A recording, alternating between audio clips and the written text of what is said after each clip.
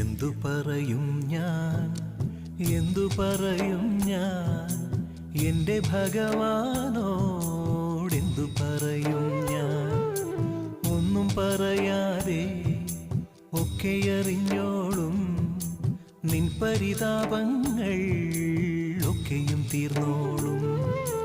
എന്തു ചോദിക്കും ഞാൻ, എന്തു ചോദിക്കും ഞാൻ, എൻ്റെ ഭഗവാനോടെന്തു ചോദിക്കും ഞാൻ. ഒന്നും ചോദിക്കാതെ ഒക്കെയും തന്നോളും നിന്റെ അഭീഷ്ടങ്ങൾ ഒക്കെ നടന്നോളും.